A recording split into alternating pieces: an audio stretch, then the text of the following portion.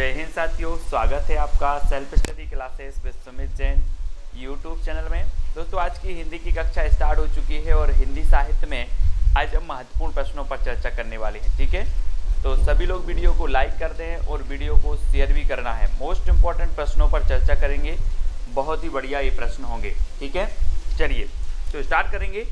आज हिंदी साहित्य में सभी लोगों को फटाफट उत्तर बताना है और जो भी साथी अभी तक चैनल को सब्सक्राइब नहीं कर पाए हैं वो सब्सक्राइब कर लें। ठीक है, और दोस्तों जो अपना YouTube चैनल है इसको क्या मिल गया है, अब ज्वाइन बटन भी अपन को प्राप्त हो गया है। ठीक है, तो जो भी ज्वाइन करना चाहते हैं वो ज्वाइन कर सकते हैं, चैनल को सपोर्ट कर सकते हैं। ठीक है, हिंदी साहित्य YouTube चैनल आपको सब्सक्राइब करके बेल आइकन को जरूर दबाना है। ठीक है, तो स्टार्ट करेंगे आज का ये वीडियो। आज का जो आपका पहला प्रश्न है दोस्तों कि भारतीय आर्य भाषाओं के विकास के कितने चरण हैं। चरण बताना है, कितने चरण हैं, 2 चरण हैं, 3 चरण हैं, 4 चरण हैं या फिर 5 चरण हैं। ये चरण आपको बताना है। तब आपका राइट आंसर क्या हो जाएगा, भारतीय आर्य भाषाओं के विकास के कितने चरण हैं। अगर आपसे बन रहा है तो उत्तर जरूर बताएं और उत्तर आपका होगा दोस्तों कितने चरण हैं। भारतीय आर्य भाषाओं के जो चरण हैं वो है 3 चरण। कितने हैं, 3, यानी कि आपका बिल्कुल सही आंसर हो जाएगा बी नंबर। बी नंबर जिन्होंने बताया उनका आंसर बिल्कुल सही है। अगला क्वेश्चन देख लो, किस विद्वान ने प्राकृत को मीठी तथा संस्कृत को कठोर कहा है। ये बहुत ही बढ़िया प्रश्न है, कई बार पूछा गया है। किस विद्वान ने प्राकृत को मीठी और संस्कृत को कठोर कहा है, जबकि है ना, तो ये जो संस्कृत को कठोर कहा है, ये संस्कृत को कठोर किसने कहा है। राजशेखर ने कहा है, भरत मुनि ने कहा है, वामन ने कहा है या फिर स्वयंभू ने कहा है। तो किसने कहा है,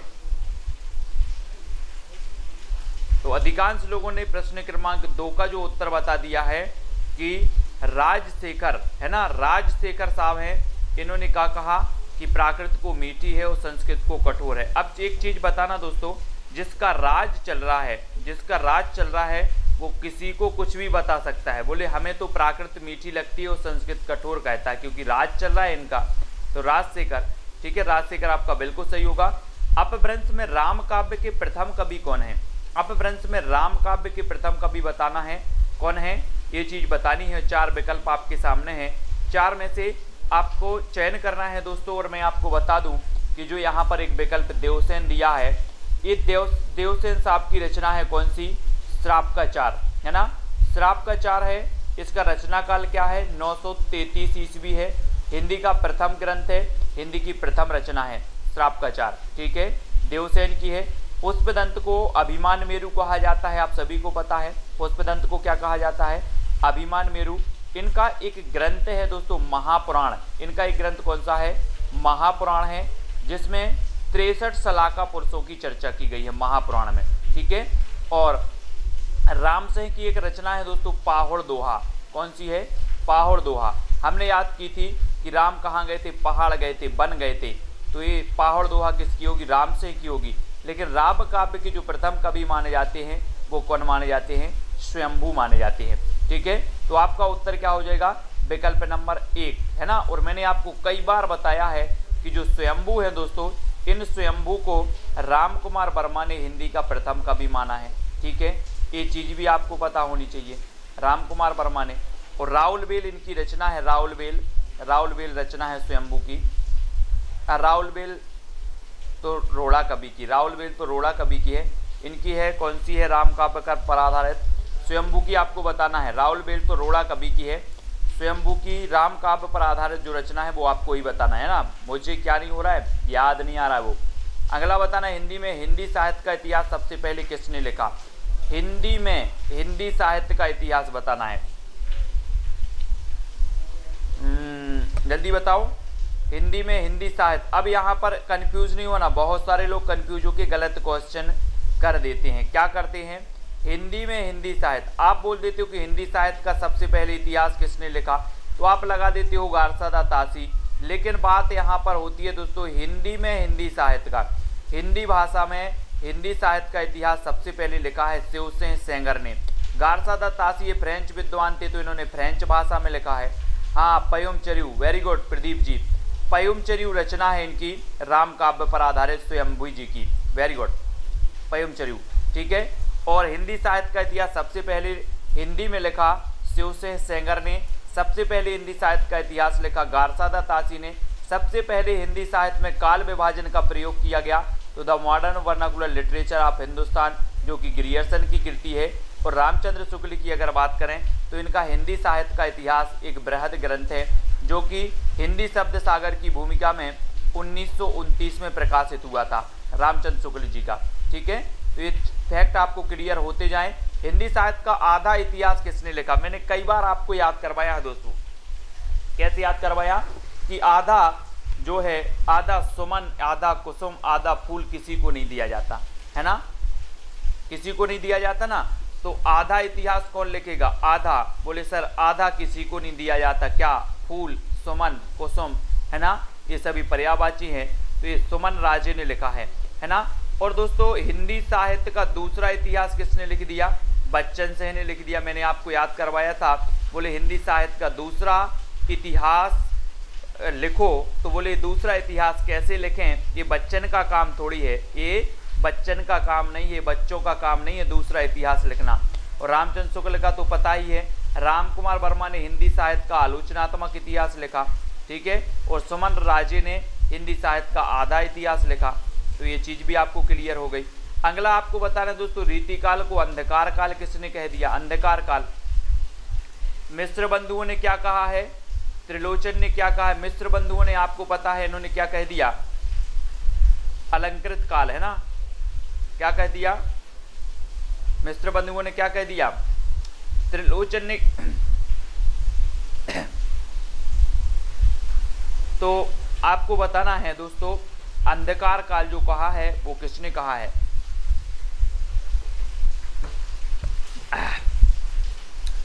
और अंधकार काल कहा किसने? त्रिलोचन साहब ने। बी नंबर आपका बिल्कुल सही हो जाएगा, ये रीति काल को, ठीक है। हाँ, बी नंबर सही होगा।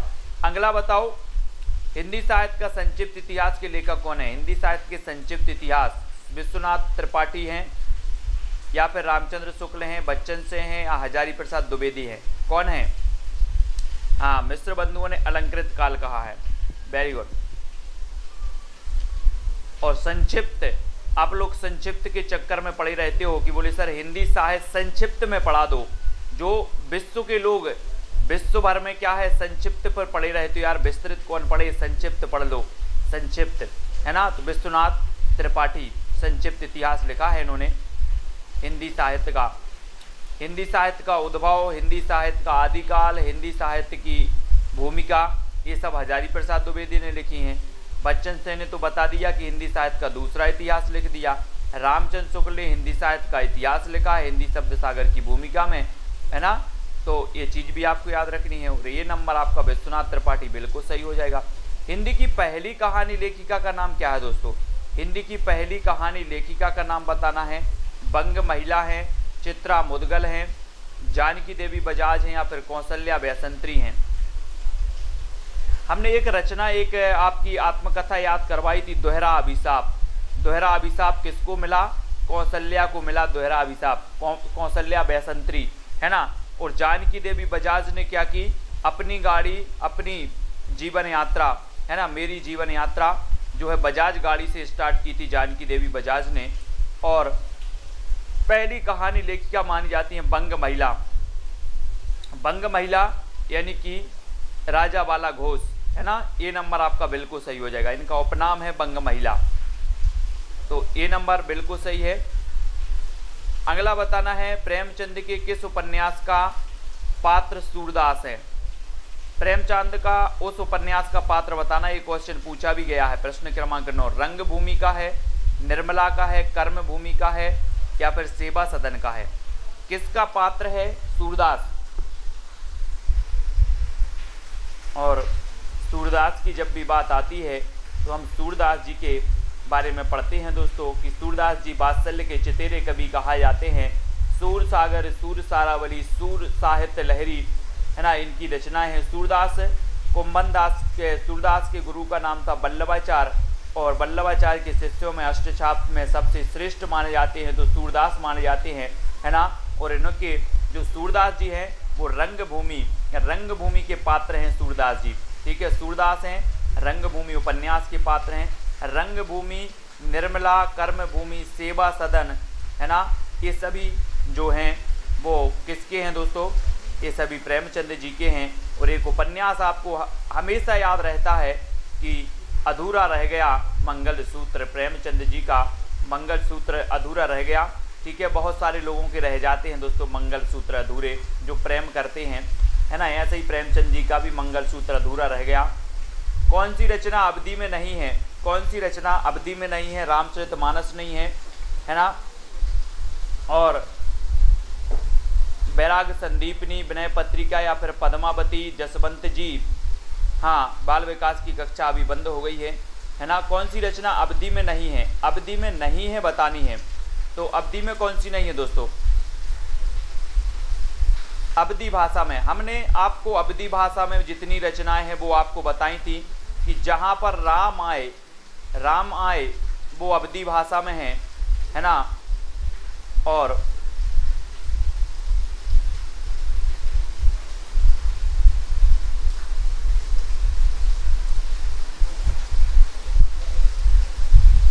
तो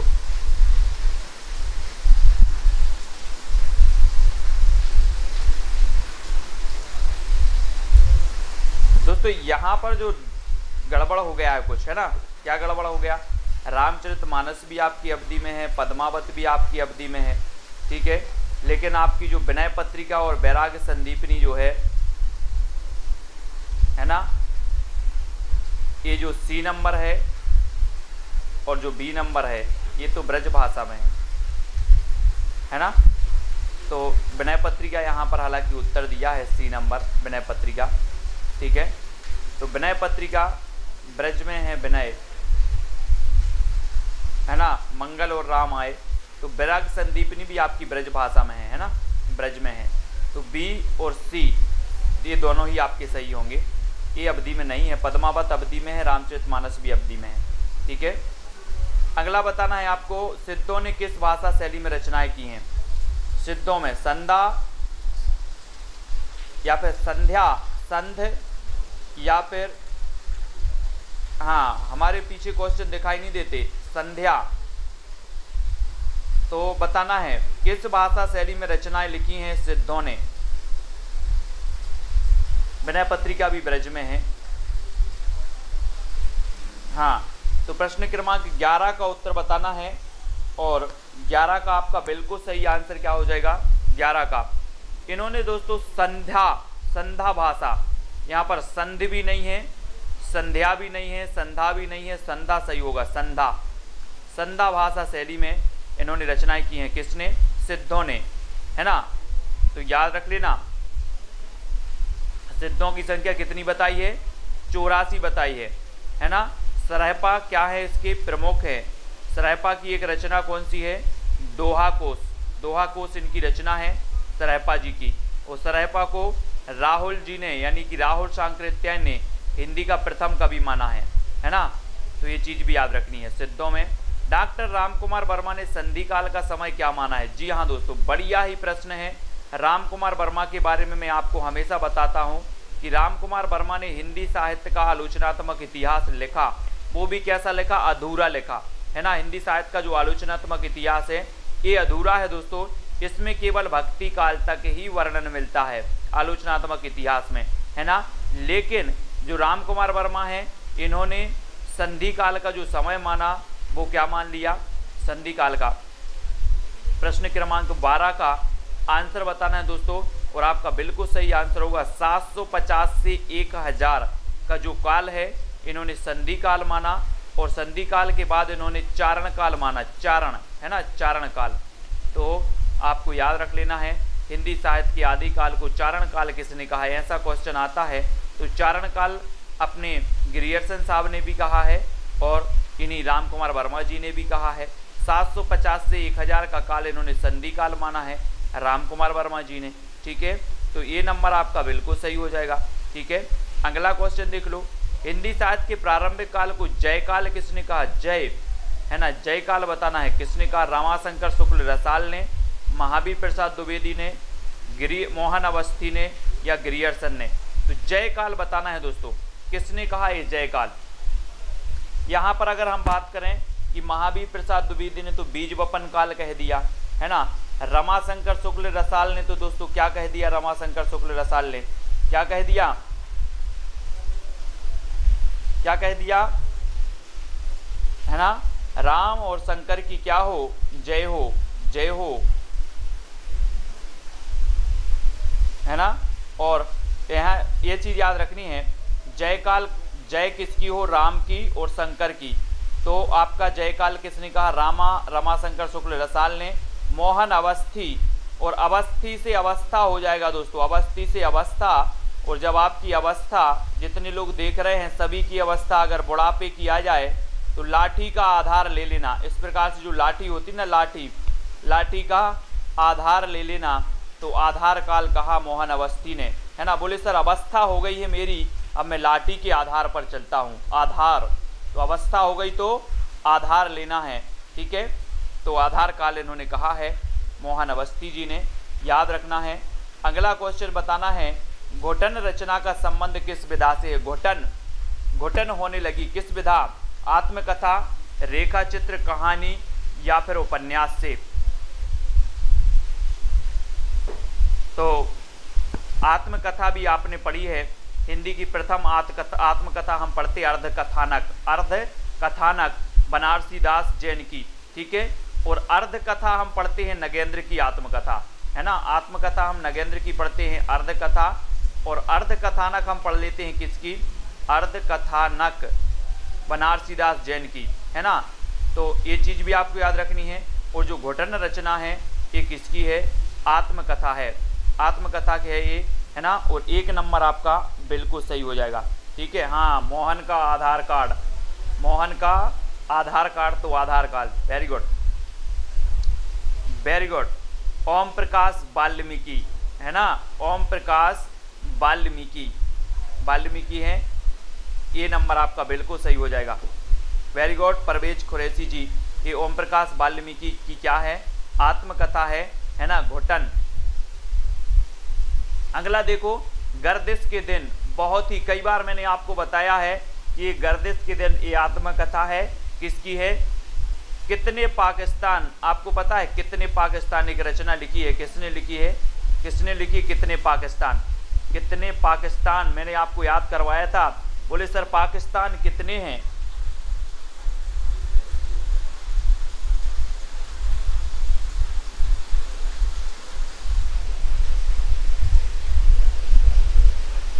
जल्दी बताना है आपको।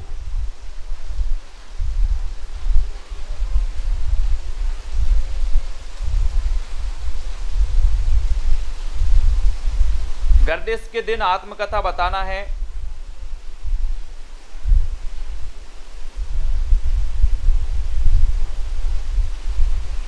दोस्तों ये जो घोटन है, ये घोटन, वेरी गुड, अपने कुरैशी जी ने बहुत बढ़िया यहाँ पर सही बताया है कि जो घोटन है, ये घोटन जो रचना है, घोटन ये है दोस्तों आपके कौन की? बहुत बढ़िया तरीके से बताया है अपने कुरैशी जी ने, बहुत बढ़िया, धन्यवाद, है ना। घोटन जो रचना है ये रमाशंकर आर्य की है, यहाँ पर याद रख लेना। आत्मकथा है ये किसकी है? रमाशंकर आर्य, है ना। ये रमाशंकर आर्य की है घोटन, है ना, इसको याद रखेंगे। और जो हमने बताई थी कि जो घोटन वाल्मीकि है, जूठन, है ना, जूठन वाल्मीकि साहब की है। जूठन जो है, जूठन वाल्मीकि आत्मकथा है, और ये घोटन जो आत्मकथा है रमाशंकर आर्य की है। ठीक है, ये चीज़ याद रखनी, रमाशंकर आर्य की, है ना। हाँ, वेरी गुड, तो इसको याद रखेंगे। और गर्दिश के दिन ये कमलेश्वर जी की है, कमलेश्वर जी। बनारसी दास जी की अर्धकथानक है ना। और जानकी देवी बजाज की मेरी जीवन यात्रा और मेरी जीवन यात्रा, इन दोनों की ही है। ठीक है, हाँ ठीक है, तो इनको याद रखेंगे। जानकी देवी बजाज की मेरी जीवन यात्रा और राहुल सांकृत्यायन की भी मेरी जीवन यात्रा, इन दोनों की भी याद रखेंगे। ठीक है, बहुत बढ़िया। अगला देखो, पुष्टि मार्ग के प्रवर्तक माने जाते हैं तो कौन माने जाते हैं? वल्लभाचार्य, रामानंद, विट्ठलनाथ और रामानुज। ये जल्दी से बताना है दोस्तों। पुष्टि मार्ग के प्रवर्तक माने जाते हैं तो कौन माने जाते हैं? कोई बात नहीं, देखो जब कोई क्वेश्चन गलत होता है और जब क्वेश्चन को आप गलत से सही करते हो तो वो चीज़ आप कभी नहीं भूल सकते। जो क्वेश्चन आपका गलत हुआ है और गलत को आप सही करते हो वो क्वेश्चन आपके माइंड में बैठ जाता है, अब आप कभी नहीं भूलोगे। घुटन किसकी है? रमाशंकर आर्य की। जूठन किसकी है? ओम प्रकाश वाल्मीकि की, है ना। तो होना चाहिए, गलत भी होना चाहिए। ठीक है,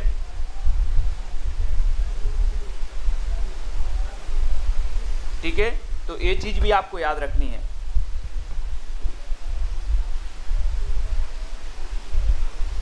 फिर अगला क्वेश्चन आपको बताना, पुष्टि मार्ग के जो प्रवर्तक हैं वो कौन है? पुष्टि मार्ग के प्रवर्तक दोस्तों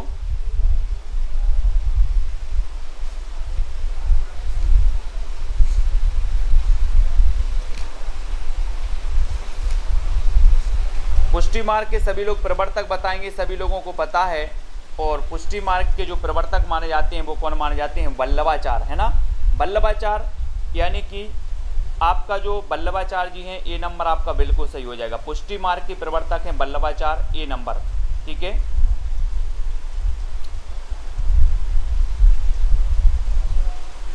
है ना। अष्टछाप की स्थापना की थी 1565 में। नेक्स्ट बताना, हिंदी के किस साहित्यकार को सर्वप्रथम ज्ञानपीठ पुरस्कार मिला है? मैंने ज्ञानपीठ पुरस्कार से संबंधित जो रचनाएं हैं वो सारी करवाई हैं, ज्ञानपीठ पुरस्कार से संबंधित, है ना।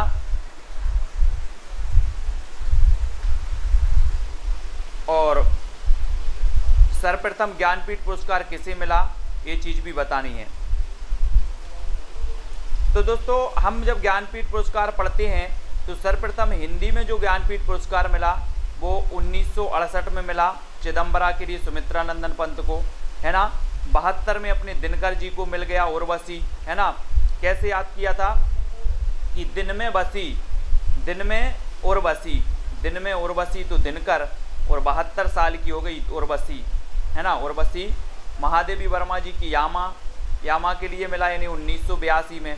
ठीक है, और अज्ञेय के लिए मिला 1978 में मिल गया इन्हें। ठीक है, तो इनको सभी को याद रखना है। ये जो अपने ज्ञानपीठ पुरस्कार वाली रचनाएं थे, जो साहित्यकार थे, वो भी आज के वीडियो में ही अपन ने याद किए हैं, है ना। तो ये तो सभी को याद हैं। शब्दार्थ शरीरम तावत्य काव्यम, ये परिभाषा किसने दी है? शब्दार्थ शरीरम तावत्य काव्यम, है ना। चिड़िया ने चीऊ किया, हाँ चीऊ किया। तो भामह, बामन, मम्मट, आनंदवर्धन। तो शब्दार्थ शरीरम तावत्य काव्यम, ये जो परिभाषा दी है वो किसने दी है? और आपका बिल्कुल सही आंसर होगा। मैं आपको बता दूं दोस्तों, रीति संप्रदाय के प्रवर्तक कौन माने जाते हैं? बामन। ध्वनि संप्रदाय के जो प्रवर्तक माने जाते हैं वो आनंदवर्धन माने जाते हैं, और भामह माने जाते हैं अलंकार संप्रदाय के प्रवर्तक। ठीक है, और शब्दार्थ शरीरम तावत्य काव्यम, शब्दार्थ शरीरम तावत्य काव्यम आनंदवर्धन, है ना। और दोस्तों कोई अच्छी सी ध्वनि आपके शरीर में सुन जाए, आपके शरीर आपको सुन जाए तो आपके शरीर को क्या आ जाता है? आनंद आ जाता है शरीर को। तो यहाँ पर शरीरम, शब्दार्थ शरीरम तावत्य काव्यम, कोई अच्छे से शब्द बोल दें शरीर में आनंद आ जाता है ना। आनंद आ जाता, आनंद की अनुभूति हो जाती है। तो शब्दार्थ शरीरम तावत्य काव्यम, ये आनंदवर्धन की परिभाषा है। हिंदी के प्रथम दैनिक समाचार पत्र का नाम बताना है दोस्तों। हिंदी का प्रथम दैनिक समाचार पत्र कौन है? मैंने आपको समाचार पत्र भी याद करवाए हैं, पढ़ाए हैं, ऐसे हमेशा पूछे जाते हैं। हमने याद करवाए थे क्या? प्रदीप के बाल भटा से भरत गए, है ना। याद है आप लोगों को ट्रिक? प्रदीप के बाल भटा से भरत गए, यानी कि जो हिंदी प्रदीप था, हिंदी प्रदीप के संपादक कौन थे? बाल से बालकृष्ण भट्ट। ये हमने याद करे थे, है ना। ठीक है, प्रदीप के बाल भटा से भरत गए। अब प्रदीप जी हैं, बोले सर आप वही क्यों बोल रहे हो? हाँ, वेरी गुड। तो ये दैनिक समाचार पत्र यहाँ पर पूछा गया, तो ये समाचार सुधावर्षण है। ठीक है, 1854 में श्याम सुंदर सेन इसके संपादक थे। और दोस्तों प्रथम समाचार पत्र माना जाता है उदंत मार्तंड, और ये उदंत मार्तंड क्या था, ये साप्ताहिक समाचार पत्र था, है ना। हिंदी का अगर आपसे पूछा जाता, ये दैनिक काट देते, ये दैनिक समाचार पत्र काट देते। प्रथम अगर इतना बस पूछा जाता प्रथम, तो आप लगा देते उदंत मार्तंड, है ना। और यहाँ पर दैनिक की जगह साप्ताहिक कर दिया जाता, साप्ताहिक, तब भी आप लगाते उदंत मार्तंड। लेकिन यहाँ पर अगर दैनिक अगर दिया है तो आपको यहाँ आ जाना है समाचार सुधावर्षण पर, ठीक है, समाचार सुधावर्षण पर। और दोस्तों ये बंगदूत पत्रिका 1829 में प्रकाशित हुई थी राजा राम मोहन राय द्वारा, बंगदूत पत्रिका 1829 में, और ये 1826 में उदंत मार्तंड, है ना, ये 1854 में हुआ था समाचार सुधावर्षण, हिंदी का प्रथम दैनिक समाचार पत्र, है ना। अवधि को अन्य किस नाम से भी जाना जाता है दोस्तों, अवधि को बघेली, दोनों, कोसली या इनमें से कोई नहीं, तो किस नाम से जाना जाता है अवधि भाषा को। प्रश्न क्रमांक 20 का सही आंसर बताना है, और अवधि को जाना जाता है प्रश्न क्रमांक 20 में, अवधि को कहा जाता है क्या, कोसली, कोसली यानी बी नंबर आपका बिल्कुल सही होगा। अवधि को कोसली भाषा के रूप में जाना जाता है, और बी नंबर आपका बिल्कुल सही हो जाएगा, ठीक है, बी नंबर। अगला क्वेश्चन है दोस्तों, स्नेह लीला की रचनाकार कौन है, स्नेह लीला, है ना, स्नेह है हमें, है ना, किससे स्नेह है, विष्णु जी से, किससे स्नेह है, विष्णु जी से स्नेह है, तो स्नेह लीला के रचनाकार कौन होंगे, विष्णुदास होंगे, है ना, विष्णुदास, तो विष्णुदास यानी सी नंबर स्नेह लीला के रचनाकार विष्णुदास जी हो जाएंगे। आदिकालीन साहित्य का प्रमुख रस कौन सा था, 22, शांत था, श्रृंगार था, वीर था या फिर हास्य था।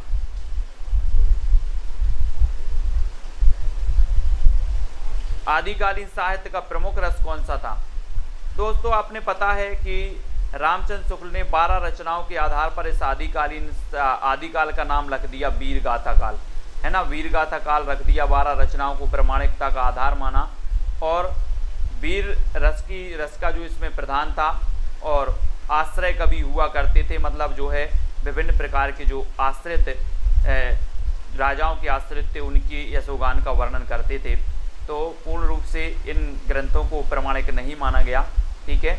अगला आपको बताना है निम्न में से कौन सा मनोविश्लेषणवादी कवि माना जाता है, मनोविश्लेषणवादी, ये क्वेश्चन कई बार पूछा गया है दोस्तों, मनोविश्लेषणवादी, यहाँ आप लोग कंफ्यूज होते हो। देखो मनोविश्लेषणवादी कवि माने जाते हैं कौन कौन, जैनेन्द्र कुमार माने जाते हैं, ईलाचंद्र जोशी माने जाते हैं, अज्ञेय माने जाते हैं, ये तीनों ही माने जाते हैं दोस्तों।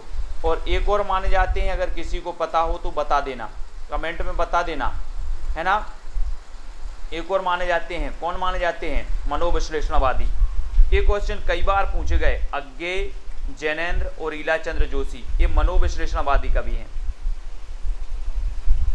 यानी आपका उत्तर क्या हो जाएगा, डी नंबर हो जाएगा। ये क्वेश्चन बनता ही है, ठीक है।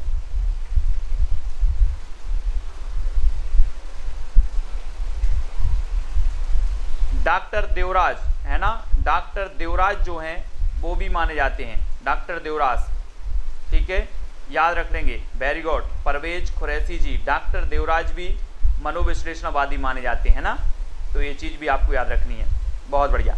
अगला बताना, हिंदी का सबसे प्राचीन छंद कौन सा है, प्राचीन, दोहा है, वर्बे है, छप्पय है या फिर सबैया है। सबसे प्राचीन छंद की बात हो रही है, और सबसे प्राचीन छंद कौन सा माना जाता है,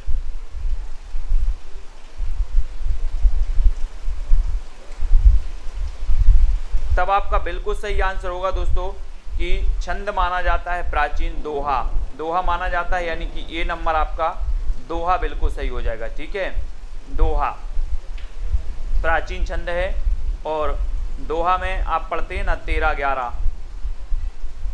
निम्न में से कौन सा तार सप्तक का कवि नहीं है, तार सप्तक, है ना, 4 तार सप्तक प्रकाशित हुए दोस्तों, और तार सप्तक मैंने याद भी करवाए थे, तार सप्तक के कवि याद करवाए थे, है ना, तार सप्तक की बहुत सारी चीज़ें आपको ट्रिक बताई थी, और नेक्स्ट वीडियो भी मैं बताने वाला हूँ तार सप्तक के कवि। प्रथम के कौन हैं, द्वितीय के कौन हैं, तृतीय के कौन हैं, है ना। नेमी मुक्त भारत की प्रभा गिरी राम की आज्ञा से। कोड है एक तार सप्तक का, नेमी मुक्त भारत की प्रभा गिरी राम की आज्ञा से।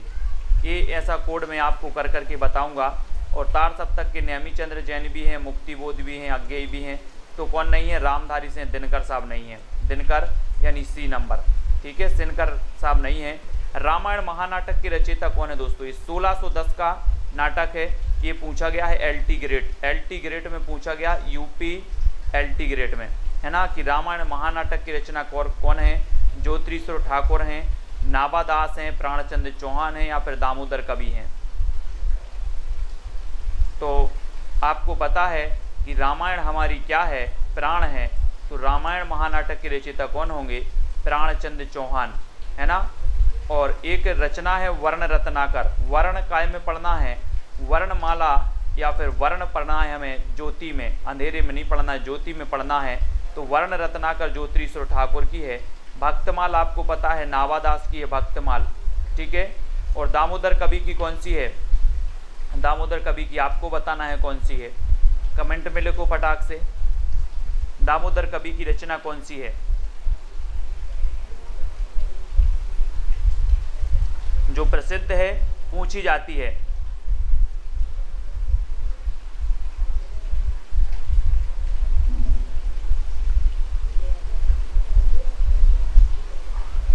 जल्दी से बताओ कौन सी है दामोदर कवि की रचना, कमेंट में आपको लिख देना है। और अगले प्रश्न की ओर बढ़ जाते हैं।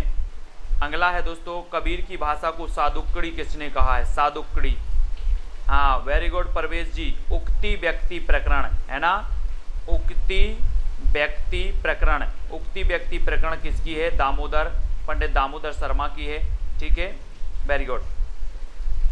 उक्ति व्यक्ति प्रकरण है ना, SG राकेश जी। अब सादुक्कड़ी, कबीर की भाषा को सादुक्कड़ी किसने कहा, सादुक्कड़ी, सादुक्कड़ी बताना है। एक दोस्तों आपने पढ़ा था पंचमेल खिचड़ी, पंचमेल खिचड़ी। बोले दोस्तों जब पंचमेल खिचड़ी बनेगी तो पंचमेल खिचड़ी विभिन्न प्रकार के मेल किया जाएगा तो ये कैसी होगी, सुंदर होगी। कैसी होगी, सुंदर होगी। तो श्याम सुंदर ने कहा था, क्या कहा था, पंचमेल खिचड़ी कहा था। लेकिन सादुक्कड़ी किसने कहा था, तो सादुक्कड़ी कहा था किसने, शुक्ल जी ने, है ना, शुक्ल जी ने। और हजारी प्रसाद द्विवेदी ने क्या कहा था, वाणी का डिक्टेटर, कबीर को वाणी का डिक्टेटर कहा द्विवेदी जी ने, है ना। रामचंद्र शुक्ल जी ने सादुक्कड़ी कहा, पंचमेल खिचड़ी कहा श्याम सुंदर ने, ठीक है, श्याम सुंदर। तो कबीर की भाषा को फिर पूछ लिया गया पंचमेल खिचड़ी।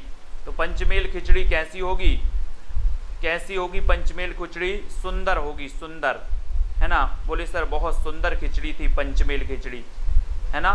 तो श्याम सुंदर दास, बाबू श्याम सुंदर दास ने कह दिया कि ये जो कबीर दास की भाषा है ये तो पंचमेल खिचड़ी है, पंचमेल खिचड़ी, ठीक है।